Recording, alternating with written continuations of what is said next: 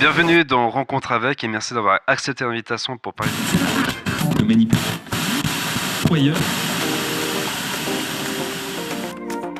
Johan Crocol présente Rencontre avec, un podcast qui va à la rencontre de personnes aux histoires passionnantes de tout horizon.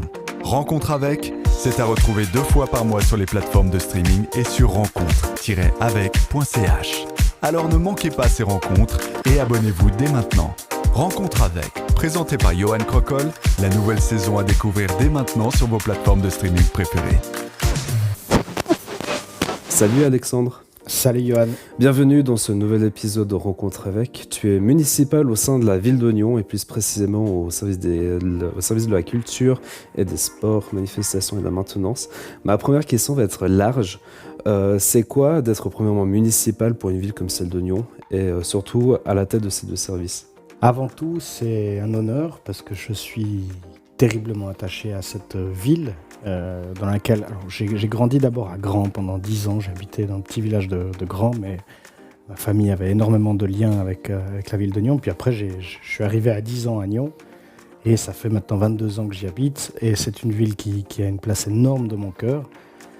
Et donc avant tout, avoir cette chance d'être dans l'exécutif de la ville et d'avoir dans ce cadre une vue d'ensemble sur le développement de la ville, c'est pour moi vraiment un privilège. Et puis de pouvoir aussi donner des directions au développement de notre ville, c'est vraiment un privilège. J'ai déjà beaucoup aimé, j'ai commencé le conseil communal en 2010, jusqu'à me faire élire à la municipalité en 2021.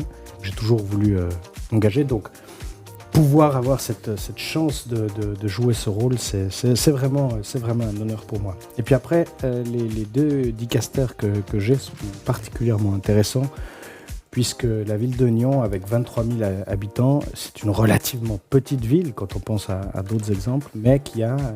On est quand même troisième ville du canton. 3e ville du canton, mais je veux dire, en soi, dans l'absolu, 23 000 habitants, quand on connaît d'autres pays, c'est vraiment pas très grand. Moi, je suis moitié grec et je suis originaire d'Athènes, en Grèce. C'est 5 millions d'habitants, donc ça donne une autre échelle. Et pour 23 000 habitants, on a un tissu associatif qui est vraiment impressionnant. On a une culture, des acteurs culturels très nombreux, des acteurs sportifs très nombreux. Et donc c'est vraiment une chance d'être municipal de ces domaines où les Nyonnaises et les Nyonnais s'engagent énormément et de pouvoir essayer d'apporter une réponse politique à cet engagement, soutenir le tissu associatif avec des infrastructures, des subventions et puis de l'aide des services de la ville. Puis comment est-ce que ton élection s'est passée ? Elle s'est bien passée, je veux dire le résultat était positif. Tes ressentis comment t'as vécu cette élection-là, puis c'est la campagne, comment t'as vécu cette période-là ? Alors c'est assez intense, ça se distingue passablement de l'élection au conseil communal ou au grand conseil, dans le sens où là on n'est pas, parce que pour les élections d'un parlement ou d'un délibérant, on est élu à la proportionnelle, donc avant tout c'est un programme politique et puis des idées communes qu'on défend, et c'est pas forcément les personnes qui sont mises en avant. Et là pour la municipalité, c'est aussi un programme politique, une alliance avec les Verts et Daniel Rossella, du Parti Socialiste des Verts et de Daniel Rossella. Mais on a vraiment plus notre personne qui est mise sur le devant de la scène et on est plus scruté. Donc voilà, c'était une nouvelle expérience. Mais une grande campagne de fond, on a essayé d'aller convaincre les habitantes et les habitants de voter pour nous et on a réussi à placer 5 personnes au premier tour, ce qui n'est pas courant. Donc c'est qu'on a réussi à convaincre de porter les valeurs sociales et écologiques à Nyon. Et qu'est-ce qui t'a attiré en fait de t'engager au sein de l'exécutif pour une commune comme celle de Nyon ? Ça faisait justement à peu près 11 ans que j'étais engagé au conseil communal. Donc en 11 ans, on découvre quand même toute une série de l'action d'une ville. J'avais été également à la commission de gestion, donc on doit vraiment analyser l'action des différents services de la ville. Donc on se fait une idée assez concrète de ce qui se passe et on voit aussi à quel point en fait, la municipalité a un rôle encore plus important. Le conseil communal, c'est un rôle fondamental, mais la municipalité est vraiment plus amenée à, de manière courante, faire des arbitrages et donner des directions au développement de la ville. Et ça m'intéressait. Et je me suis mis à disposition auprès du Parti socialiste pour être candidat. J'avais été aussi président du Parti socialiste pendant 3 ans et demi et j'ai toujours été très, très impliqué. J'ai proposé ma candidature au Parti socialiste qui l'a soutenu et qui, je pense, a pensé que je représenterais correctement. Donc il y a la partie où tu te fais élire et puis après il y a aussi la partie où tu vas te mettre d'accord avec tes collègues de savoir qui prend quoi comme service. Comment est-ce que la répartition se fait des services de la ville d'Oignon ? Alors c'est drôle parce que c'est un peu la question qu'on n'a pas le droit de poser. Enfin, on pose très régulièrement à un municipal, mais le municipal n'a pas le droit de répondre. En réalité, comment se passe le procédé ? C'est qu'il y a une règle qui veut que prime l'ancienneté. Donc les plus anciens et anciennes municipales et municipaux peuvent donner leur premier choix. Deuxièmement, c'est le score aux élections qui prime. Mais ensuite, donc dans l'idéal, c'est une répartition qui se fait par consensus. Et s'il n'y a pas de consensus qui est trouvé, c'est un vote de la majorité de la municipalité. Donc là, une municipalité qui est à gauche, qui a 5 élus majoritairement à gauche, pourrait décider vraiment d'imposer ce qu'elle veut à l'ensemble aux 2 autres qui représentent la droite. Ça n'a pas été la logique qui était à l'œuvre. L'idée, c'était de respecter les autres forces politiques plus minoritaires, donc Roxane Faro, représentant du PLR, et Claude Uldry, représentant des Indépendants, parce que c'est une force aussi au conseil communal. Et la seule chose que je peux dire, c'est que ça s'est fait en consensus et abouti à une décision qui était unanime. Et en étant nouveau municipal, il fallait reprendre tous les dossiers, les étudier, puis pouvoir rebondir dessus. Comment est-ce que tu as vécu en fait ce moment un peu de transition entre l'ancien municipal qui a repris ces 2 services et puis toi ? Alors, la chance que j'avais, entre guillemets, c'est que l'ancienne municipale de la culture était Fabienne Frémont-Canton, donc une élue socialiste, et l'ancienne municipale des sports était Stéphanie Schmutz, donc municipale socialiste. Donc 2 personnes que je connais très très bien et avec qui j'ai des très bonnes relations et qui ont pu me présenter leur vision des dossiers, les dossiers en cours et ce qu'elles imaginent bon pour la suite de leur service. Mais je me mets vraiment un point d'honneur à écouter beaucoup de monde, écouter les principales interlocutrices, mais aussi rencontrer les chefs de service. C'est Madame Dubay pour la culture et Madame Rochat pour le service des sports, manifestations. Les 2 chefs de service des 2 ça. Voilà, et puis de aussi discuter avec d'autres potentiels représentants d'associations ou autres, vu qu'il y en a beaucoup dans le domaine de la culture et du sport. Je discute, je me fais, comme j'ai toujours fait quand je m'intègre dans une nouvelle institution politique, je prends le temps d'essayer d'apprendre et surtout, je pars du principe que je ne sais rien. Alors, en l'occurrence, je ne savais pas rien, évidemment, dans le domaine de la culture et du sport. J'avais passablement de connaissances, moi-même été impliqué. Ouais. Mais je pars du principe que je ne sais rien, que j'entre dans une institution que je dois complètement apprendre, ce qui n'est pas non plus le cas, mais je me suis mis cette obligation pour pas arriver et penser qu'on sait tout, alors que potentiellement, non, on ne sait pas tout. On doit comprendre comment ça fonctionne, un collège municipal, quel est le rôle de cette institution, parce que je n'étais pas dans cette institution avant. Donc ça prend du temps et je me suis dit en tout cas prendre l'été largement pour apprendre, pour lire les dossiers en cours, tout ça. Et puis après ça se fait au fur et à mesure, mais je suis encore en train d'apprendre tous les jours. Est-ce qu'il y a un souvenir qui t'a marqué plus qu'un autre en tant que municipal ? Disons qu'il faut pas se leurrer, on a eu une crise un peu hors norme à Nyon, une crise politique qui était compliquée à gérer. C'était très éprouvant. La plus grande difficulté qu'on avait dans cette crise, c'est que quand on est à la municipalité, on est un peu comme dans une cabine de pilotage, donc on a une vue d'ensemble de tout ce qui se passe et des gens plus ou moins bien intentionnés alimentent la presse sur des éléments, mais ils donnent des visions partielles et partiales, donc ils en donnent leur vision et le problème c'est que la municipalité qui est une institution doit respecter la loi, elle ne peut pas répondre sur plein d'éléments, sur tout ce qui concerne des cas de figure, de procédures en cours, juridiques. On ne peut pas donner de réponse, on n'a pas le droit de le faire parce qu'on doit protéger la personnalité des individus concernés. Et donc on se retrouve dans une sorte d'asymétrie où on aimerait dire plein de choses sur notre vision de ce qui se passe réellement, mais on ne peut pas le faire.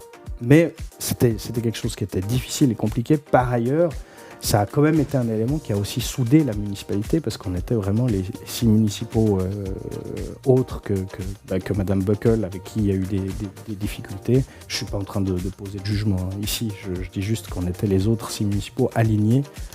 Ça nous a soudés et ça a fait de manière personnelle, j'ai beaucoup appris très rapidement aussi à faire la part des choses parce qu'on prend des fois des coups un peu dans le ventre et il faut pouvoir se reposer et puis se dire qu'on doit continuer par le travail à montrer en fait qu'on continue de gérer la ville et de la gérer bien. Et en fait, en réalité, ce qui s'est passé pendant cette courte période, c'est qu'on a déposé énormément de préavis qui ont été quasi tous acceptés par le conseil communal. Parce que vous avez dû comme gérer en fait un peu en parallèle la crise. On gérait la crise et puis l'administration courante de la ville. Et c'est là où on a porté de la preuve qu'on arrivait à gérer l'administration de la ville, non seulement dans les services, et puis auprès du conseil communal, on a déposé, là on en est à peu près à une centaine de préavis. Sur la centaine de préavis qui ont été déposés en un peu moins de 2 ans, il n'y en a que 2 qui ont été refusés par le conseil communal. Donc ça montre qu'il n'y avait pas de vraie crise de confiance politique de la part du conseil communal. Et puis bon voilà, il y a eu des élections qui ont eu lieu récemment. Et les 2 principales forces politiques qui sont arrivées en tête, c'était le PLR et la candidate verte, mais qui était la candidate de la plateforme de gauche. Donc il n'y avait pas de désaveu total vis-à-vis des forces politiques représentées à la municipalité. C'est quelque chose qu'on pouvait se poser comme question. Donc c'était un peu rassurant. Mais voilà, nous, on a toujours continué à travailler. Puis les projets avancent et c'est comme ça qu'on fait nos preuves en fait. On va passer au défi que je donne à tous mes invités. Donc en gros, je vais te poser des questions qui n'ont aucun lien les uns par rapport aux autres. Et ton objectif à toi, c'est d'en répondre un maximum. Comme ça, en fait, on va un peu mieux connaître ta personnalité au travers des questions. Voilà tout qui est dit. Est-ce que tu es prêt ? Je crois. Ok, je lance la musique et puis on va commencer les questions. Si tu devais vivre comme un personnage de Disney, lequel choisirais-tu ? Balou. Balou, parce que c'est comme ça qu'on m'appelait dans mon village quand j'étais petit. Préfères-tu les livres physiques ou les livres électroniques ? Physique, assurément. Électronique, c'est pratique si on voyage loin pour en avoir plus, mais je préfère lire du papier. Ton expression favorite ? On est peu de choses, finalement. Quel super pouvoir voudrais-tu savoir ou avoir ? Tout savoir. Tout savoir. Qu'est-ce que tu aimerais accomplir en une seule journée ? De manière générale, si ça peut t'aider. Bon, réussir les choses que j'entreprends pendant la journée. Le plus bel endroit où t'es allé ? Je peux pas dire autre chose que la Grèce. C'est un pays que j'ai dans mon cœur et qui vibre très fort dans mon cœur. Quelle est ta plus grande qualité ? Question compliquée, je vois tu commences à réfléchir. Ma plus grande qualité. Soit je pense que j'ai une assez grande sensibilité qui me fait sentir les gens et ce qu'ils pensent, mais voilà. Et ton plus grand défaut ? Ça, c'est un peu plus simple à chercher, je pense. C'est gentil, merci. Si ça peut t'aider. Mais mon plus grand défaut, c'est des fois j'ai l'impression d'avoir compris ce qu'on me dit très rapidement et puis je peux être un peu expéditif et puis en fait il faut se poser pour bien écouter. Donc des fois je peux penser que mon interlocuteur dit quelque chose alors qu'en fait il voulait dire un peu autre chose. Ça peut m'arriver, donc c'est un peu sensibilité, mais écoute, ça peut des fois être un problème. Quel est ton style musical préféré ? La musique traditionnelle grecque, en particulier le rebetiko. Si demain matin ton patron vient te dire je te donne 1 semaine de congé, qu'est-ce que tu ferais, sachant que tu n'as absolument rien prévu ? Et sachant que j'ai pas de patron. Il me donne une semaine de congé. Ouais. J'accepte, il faut avoir des moments T'as accepté, de repos. mais tu fais quoi après ? Tu planifies quoi ? Enfin, tu peux pas tellement planifier, qu'est-ce que tu ferais ? J'ai pas pu planifier, donc je vais profiter de lire Le Monde diplomatique, c'est mon journal préféré, mais qui demande du temps, et puis de lire des bouquins, soit des romans, soit des bouquins d'histoire, j'aime beaucoup l'histoire. Et puis je jouerai un peu de musique, je ferai un bon repas, et je verrai les gens que j'aime. Plage, montagne ou forêt ? Plage. Plutôt du genre être à l'avance ou à rebours pour un rendez-vous, pas forcément médical. Bien sûr. Plutôt à la bourre. C'est bien, t'as répondu à 12 questions. C'était pas trop dur. Non, ça allait. On va retourner un peu dans ton passé à toi, dans ta carrière professionnelle et politique. En 2010, tu as fini ton gymnase et tu étais déjà au sein du conseil communal et membre du Parti socialiste. C'est à peine 3 ans plus tard, en 2013, que tu entres au Grand Conseil vaudois en faisant bien sûr la une de toute la presse parce que tu étais le plus jeune député De à toute entrer. la presse, de la côte. Hein. La côte, oui, mais c'est vrai que je dis la presse, mais la côte surtout, à dire qu'en fait, tu étais le plus jeune à entrer dans le législatif cantonal. Comment est-ce que l'idée t'est venue d'abord de rentrer au conseil communal? De rentrer au conseil communal, j'avais envie de traduire mon intérêt pour la politique et les questions politiques. On en parlait énormément à la maison, mais souvent les gens qui s'engagent jeunes, ils ont cet élément. On en parle à la maison d'abord, et puis on en parle également dans le deuxième grand lieu de socialisation qui est l'école. Et moi, voilà, déjà quand j'étais petit dans la classe d'école, j'avais reçu une fois une remarque dans mon agenda, quand j'étais en 2e ou 3e primaire, de ma prof qui avait écrit « Alexandre devrait sérieusement envisager une carrière de concierge ». Parce que je m'occupais de tout ce qui se passait dans la classe, de toutes les injustices, et je m'exprimais fortement là-dessus. Bon, enfin bref, donc il y avait vraiment un intérêt sur ce qui se passait autour de moi. Puis au gymnase, c'est aussi plus la découverte du grand monde, entre guillemets, et de l'intérêt sur des grandes questions politiques. Souvent, c'est plus des questions nationales, en fait, ou internationales. Mais j'avais envie de concrétiser un engagement, et c'est là que j'ai contacté le Parti socialiste de Nyon. Mon père avait déjà été un bout au Parti socialiste de Nyon, il avait été conseiller communal. Et j'ai eu contact avec Stéphanie Schmutz, qui était la présidente à l'époque, avant d'être municipale. Et j'ai dit que j'avais cet intérêt. On m'a proposé de venir voir une séance de groupe au conseil communal, et étant donné qu'il n'y avait plus de viennent ensuite sur la liste, il y a quelqu'un qui a démissionné, donc on m'a tout de suite proposé de rentrer au conseil communal. J'ai dit chiche, je viens. Et puis après, voilà, c'est pour le grand conseil, l'engagement, il vient du fait que on doit faire une liste, et on aimerait avoir une liste qui est représentative de la population le plus possible. Et le PS a depuis très longtemps fait de la place pour les jeunes sur ces listes. Et donc j'étais candidat et j'ai fait un très bon score. J'ai juste pas été élu en 2012, j'ai juste pas été élu à quelques voix près, mais une année plus tard, quelqu'un a décidé d'arrêter le Grand Conseil et j'étais le premier vient ensuite. Donc je suis rentré, c'est vrai, assez jeune, à l'âge de 22 ans. Et comment ça se passe en fait une séance au Grand Conseil? Alors une séance au Grand Conseil, on a un ordre du jour qui fait généralement entre 40 et 50 points, des fois 30 si on n'a que l'après-midi.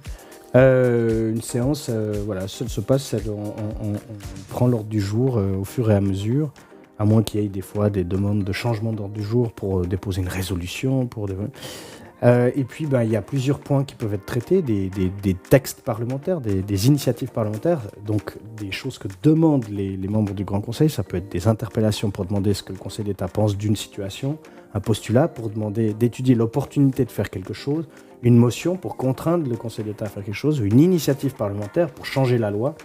Donc ça, c'est des points qui peuvent être traités, mais c'est aussi les exposés des motifs et projets de décret ou exposés des motifs et projets de loi qui sont déposés par le Conseil d'État, qui propose de faire une législation sur, ça peut être sur la biodiversité, protection de la biodiversité, puis des projets de décret, par exemple en demandant de construire un nouveau gymnase dans tel ou tel endroit. Et donc nous, ces points sont mis à l'ordre du jour et on les débat. Mais quasi tout le temps, ces points ont déjà fait l'objet de séances de commission qui se passent, c'est comme le Parlement mais en miniature, qui se passe à d'autres moments que le mardi, parce que nos séances sont tous les mardis, et qui a pour but de vraiment travailler le projet, de poser toutes les questions qu'on a vis-à-vis du Conseil d'État ou d'un autre député, et puis de faire en sorte que le jour où ça passe à l'ordre du jour, en fait, c'est des rapports qui sont déposés. Comme ça, il y a déjà la matière qui a été traitée, puis a priori, c'est plutôt les personnes qui étaient impliquées dans la commission qui vont débattre au Parlement pour appeler à défendre telle position ou telle position. Un souvenir qui t'a marqué en tant que député, ce serait lequel? Au Grand Conseil ? Ouais. Moi, j'ai une grande fierté personnelle, je pense comme ça à un dossier, c'est que dans le cadre de la réforme de la loi sur l'accueil des requérants d'asile, qui devait être adaptée dans le canton suite à une réforme suisse, j'ai déposé un amendement pour demander à ce que, en principe, les personnes qui sont en situation d'exil ne soient pas dans des abris de protection civile plus de 6 mois. Parce qu'en 2015, il y avait eu un afflux important de personnes qui venaient notamment d'Érythrée, mais aussi de Syrie, de plusieurs pays qui avaient des grandes difficultés. Et il y avait, entre guillemets, tellement de monde qu'on a mobilisé des abris de protection civile pour les loger. Et il y a des gens qui ont passé 2 ans dans des abris de protection civile, ce qui est complètement fou. Et voilà, concrètement, au Grand Conseil, on avait cette loi et j'ai déposé un amendement pour demander que les gens ne passent pas plus de 6 mois dans un abri de protection civile. Et finalement, on a réussi à construire un consensus politique et cet article a été accepté. Donc voilà, ça c'était un moment de fierté. Après, il y a d'autres sujets sur lesquels je me suis engagé beaucoup, mais voilà, ça c'était un moment de fierté.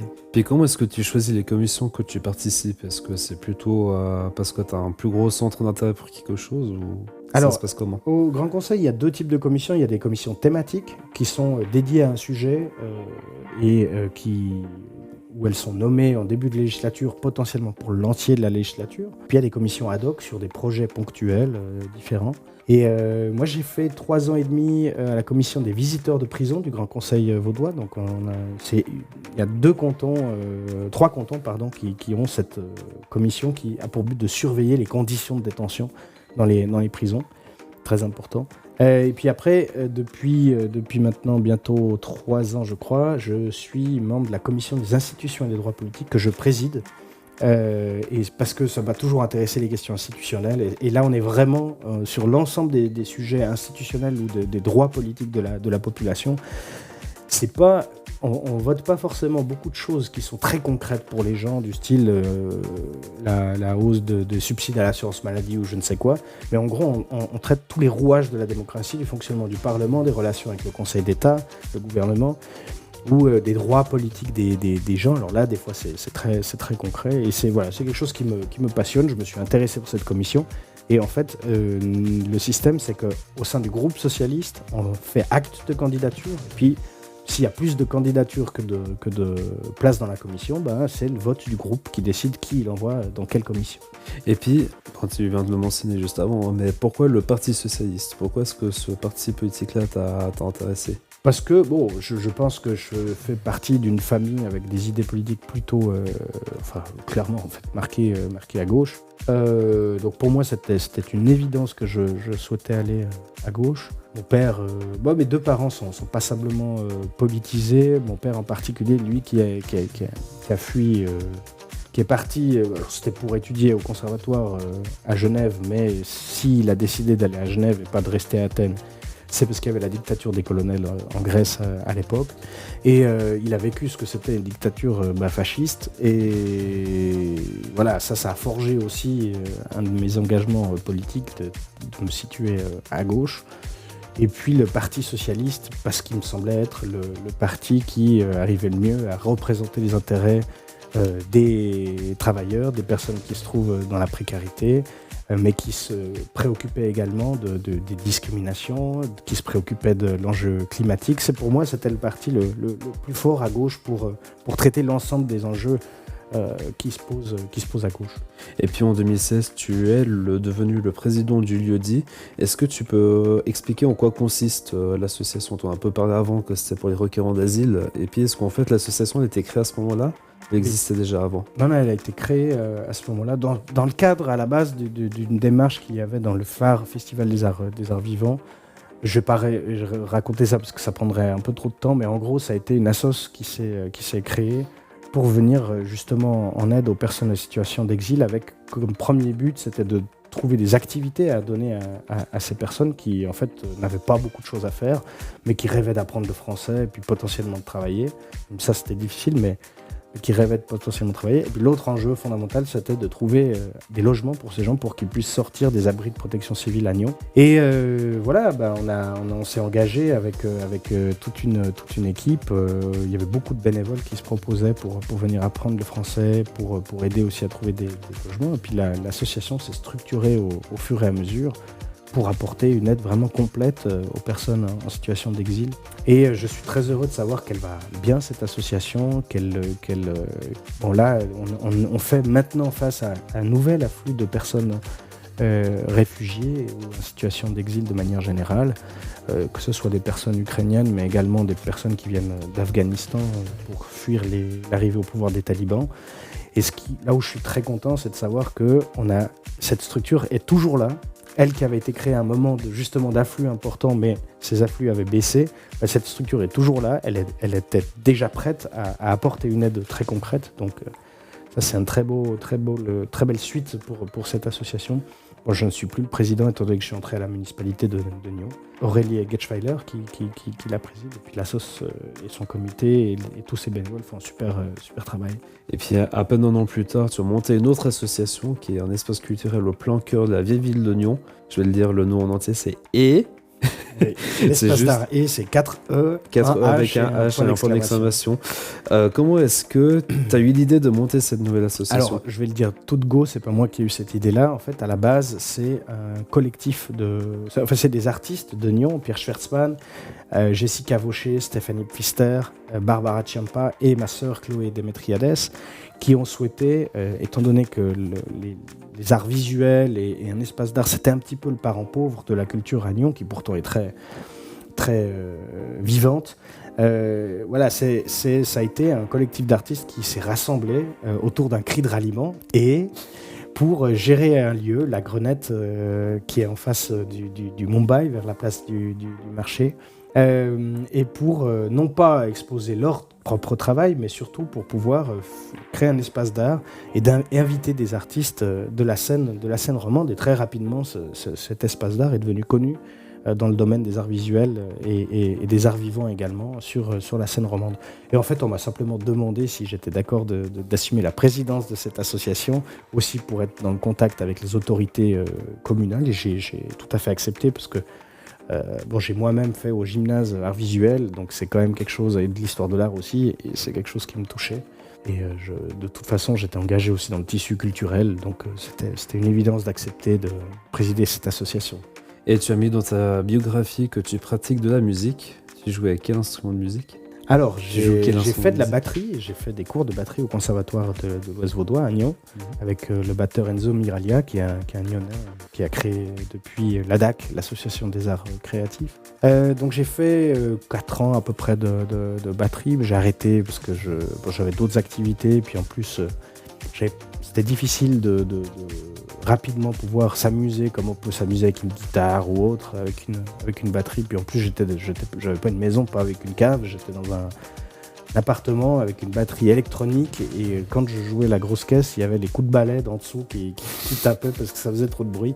Donc bref, j'ai arrêté la batterie et j'ai eu la chance d'avoir mon parrain qui m'a offert sa guitare, parce qu'il il avait une maladie dégénérative, il ne pouvait plus en jouer, il m'a donné sa guitare, ça m'a beaucoup touché, donc j'ai commencé à apprendre un peu en autodidacte quelques morceaux et puis surtout des accords pour accompagner le chant. Donc voilà, j'en joue, et puis surtout je me suis acheté aussi un bouzouki qui est une guitare, une sorte de guitare grecque avec un assez long manche et un coffre qui est un peu arrondi comme ça, et j'ai appris aussi un peu en autodidacte en allant voir des vidéos sur YouTube, et je joue chez moi uniquement, et je chante parfois en grec ou dans d'autres langues. Et voilà, ça m'est arrivé de faire des concerts parce que dans mes meilleurs amis, c'était un peu tous des musicos. Donc je me suis retrouvé à faire un concert à l'usine à gaz, à la Nuit des Poètes, où je chantais. Et aussi c'était en quelle année, ça ? Autre occasion. Ça devait être 2008, un truc comme ça. Voilà. On faisait des reprises, j'étais déguisé, c'était drôle. On va arriver gentiment au bout de ce podcast. Pour vous qui nous écoutez, il est dorénavant possible d'interagir en commentant dans Spotify sur ce qui vous a marqué durant ce podcast. Je pense qu'on a un peu découvert l'envers du décor d'être municipal et puis un peu toutes les casquettes que tu fais. Et puis bien sûr, les réponses seront publiées directement en description de cet épisode. Si tu avais un conseil à donner pour se lancer dans un engagement politique, culturel ou associatif, ce serait lequel ? Ça dépend envers qui. Si quelqu'un est ultra motivé, je dirais fonce, parce que c'est super, c'est important de s'engager pour la communauté. Moi je suis socialiste, mais si quelqu'un va me dire qu'il a envie de s'engager au PLR, j'imagine qu'il va le faire, ou qu'elle va le faire pour améliorer, selon sa manière de voir les choses, la société. Donc je dirais, mais vas-y, fais-le, implique-toi. Donc si c'est quelqu'un qui est déterminé, je dirais fonce. Si c'est quelqu'un qui hésite, je dirais mais renseigne-toi un peu sur les différentes associations qui existent, ce qu'elles font, et puis ose aussi aller découvrir une association. Ce qui est génial, c'est qu'on va rencontrer du monde, beaucoup de monde. Moi, une des chances que j'ai eues en m'engageant en politique de manière assez jeune, c'est que finalement, dans mes proches et mes amis, j'ai eu très rapidement des gens qui n'avaient pas du tout mon âge. Et on rencontrait, j'avais des amis qui avaient 40 ans de plus que moi. Et c'est un enrichissement énorme, c'est de voir la diversité de la population. C'est vraiment quelque chose de bien et j'encourage tout le monde à découvrir un engagement, qu'il soit associatif ou politique. Et si quelqu'un veut se lancer dans la municipalité de leur commune, ce serait quoi ton conseil à toi? De le faire dès qu'on connaît quand même comment fonctionne un peu l'institution communale. Donc moi je dirais, a priori, c'est mieux de d'abord aller au conseil communal quelques années pour découvrir les choses, parce qu'il n'y a rien de pire que quelqu'un qui débarque direct en municipalité, qui en fait n'a aucune idée des forces politiques au conseil, des différents avis. On risque d'aller un peu dans le mur avec ce genre de choses. Donc voilà, je conseille de faire les étapes dans le bon ordre, de ne pas viser tout de suite une municipalité, même si en soi c'est pas interdit. Puis il y a des gens pour qui ça se passe très bien. Et puis si on va à la municipalité, ce que je conseille vraiment, c'est de toujours rester à l'écoute de ce que la population dit. Aussi se dire que les gens n'osent pas forcément toujours nous dire si elles pensent qu'il y a des problèmes. Donc demander à des amis aussi qu'ils disent s'ils ont des échos un peu négatifs pour savoir qu'est-ce qu'il faudrait améliorer ou autre. Parce que des fois, avec ce titre de municipal, le risque c'est qu'on a beaucoup de déférences de beaucoup de gens, et donc on n'a peut-être plus suffisamment. Et c'est vous qui représentez la ville au grand public. Et voilà, c'est ça. Merci beaucoup Alexandre d'avoir accepté de répondre à mes questions. Merci Johan, c'était un super moment. Quant à moi, je vous retrouve dans 2 semaines pour le 3e épisode de Rencontre avec. D'ici là, je vous dis à bientôt.